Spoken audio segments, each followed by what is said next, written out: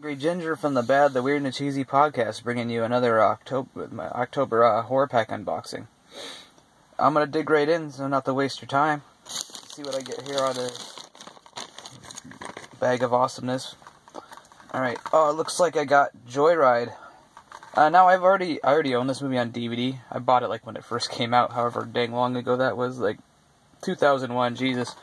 I like this movie a lot. It's really good, and that's what's good about Horrorpack is I didn't really own a whole lot of Blu-rays of horror movies, so it wasn't gonna be a big loss to then get to upgrade to Blu-ray and get rid of my old DVDs to somebody else. Especially ones like this. This is a good movie, and when I saw this one, I really dug it. It's got a bit like the old was it a Spielberg Duel movie, some of those old chase movies from back in the day. But this one's amped up a little bit with the gore. It's a pretty good movie, so I'm pretty excited about that. I haven't watched it in a long time too, so that'll be interesting to revisit it. The next one I got looks like it's the exclusive, and it's signed by the people in the movie. Morning Signed Monster, and this one sounds like a pretty creepy movie. Got desecrated corpses, rituals, and stuff. It's gonna be like cult stuff, maybe.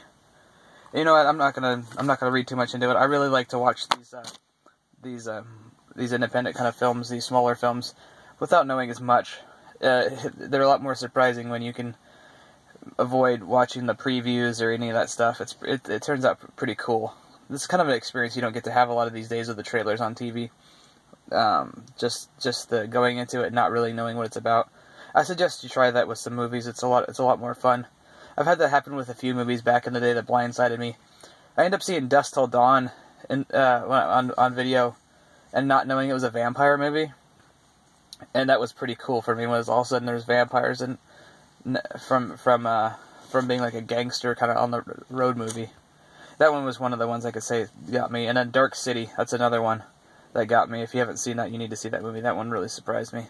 But movies, try to go into movies without watching the trailers or knowing too much about them. It's a lot more fun. Let's see what else we got in here.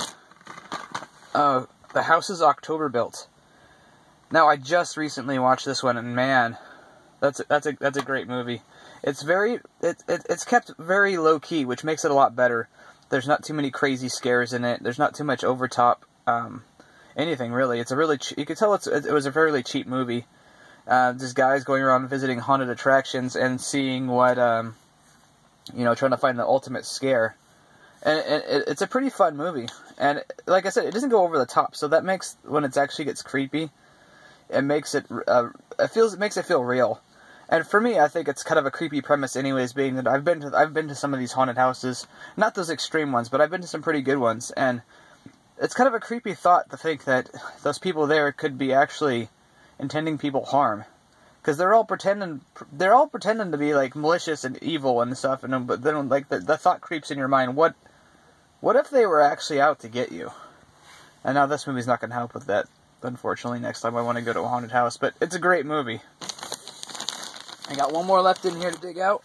Let's see what it is. It's Lost Boys: The Tribe. Now, I saw this when it first came out, and I think there's another one after this too. I think there's another sequel. But this was a weird one, because I never would have thought when this came out in 2008 that they'd be making a sequel to Lost Boys and make it a straight-to-video one anyways.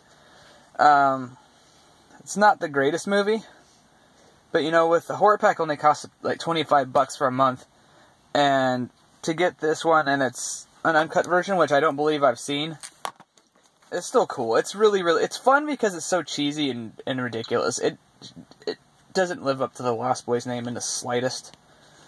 But it's entertaining nonetheless. It's not a total pile of crap. Even if I get two movies out of Horrorpack, two movies that I really like, that's still worth it for the price of Blu-rays. And this one, I'm pretty sure that all these are I mean, House of October Built's worth it. Joyride's definitely worth it, and the Morningside one sounds really cool, so I'm sure that'll be worth it. So I would just call the Lost Boys a bonus disc kind of thing. And it comes with looks like it has the digital too, which is kind of cool. Yeah, I'm pretty excited. I haven't had a lot of time to watch a lot of horror movies as much as I went in October, but I've watched a few, and I'm excited to watch through some of these ones, hopefully, in the next couple days, because it's almost Halloween. And make sure you check out the Facebook page, The Bad, the Weird, and Cheesy Podcast, and there's a group page you could join as well. And The Way of the Nerd is another group I'd run. You could go over there and check that out. That's a pretty fun group. Everybody gets along. Everybody's very understanding. And check out the podcast on Podbean. You could find it on Apple Podcasts as well. Thanks for joining again, guys. Take it easy. Keep it cheesy. I'm out.